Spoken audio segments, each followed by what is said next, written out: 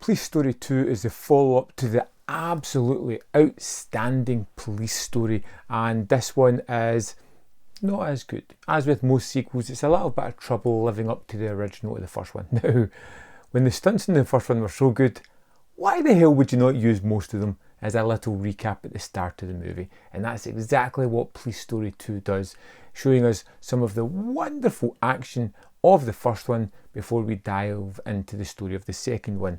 And that is where a crux of the problems come from this movie. This plot is really convoluted and it doesn't have that straight through line that the first one had that really made it succinct and able to throw in this awesome action. This one, again, has awesome action, but the storyline really bogs it down a lot.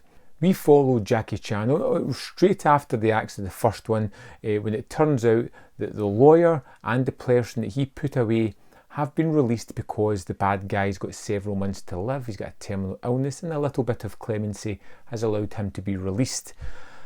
The lawyer has turned into more of a kind of pantomime villain in this one and become somebody that stalks Jackie and his family and friends several times throughout the movie, ultimately getting the ire of Jackie Chan in the form of some fantastic action set pieces. There's one in a cafe near the start, which is just super fun. There's a moment in the police station where Jackie, after kicking the crap out of these guys at the cafe, and that wonderful action set piece itself, is quitting his job. He's walking out, and the lawyer, because there's all these police around him, is full of bravado and starts to kind of really berate Jackie Chan's character. And while the bosses are watching on, the rest of the guys just do something to block the sight of the captain, while Jackie Chan just quickly leathers this guy once more. It's incredibly fun in that kind of action-centric way that you would hope for. But we have to throw in a second part of the story because this revenge plot isn't really fully explored or realised. So we need a secondary inciting incident to really get the story going, which is in the form of blackmailers who are trying to, blackmail pretty much. And it's up to Jackie to try and take these guys down, which is somewhat fun in certain moments, particularly the end fight scene, which takes place in a kind of warehouse, which is really well done, full of excellent action set pieces as you would expect. Energetic, kinetic, fun, and just fist pumping fantastic, yes. But back to the story. We have these two diverging storylines, or many storylines within this. We have the revenge plot of the villains of the first one. We've got the blackmail plot of the villains of this movie. We have the tale of his relationship and how that's constantly breaking down, building back up, having constant walls put up and blocking their romance and their escape from this world. And it just feels as if it's got too much going on within the whole plot to really make a succinct, fun, simple police story movie. I'm not at all saying that the movie's bad. It's not. It's really quite good, especially when it gets to the action.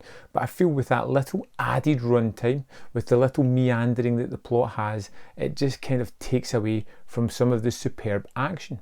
One of my really fun action set pieces within the movie is one that's caused by the lawyer early on, where he is chased and leads Jackie Chan into a trap of several men in a kid's playground. And just seeing these guys fight and work their way around the equipment is just incredibly fun and endearing and just jaw-droppingly amazing. And it's fun when it has that.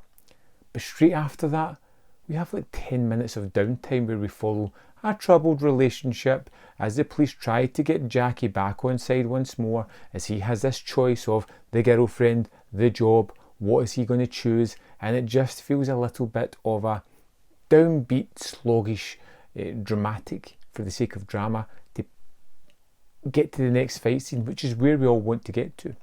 When you look at how simply put Police Story was, I commented on it in my video saying that it had a straight A to B plot line and it didn't deviate, but it just allowed room to breathe in these wonderfully explosive and exciting action set pieces.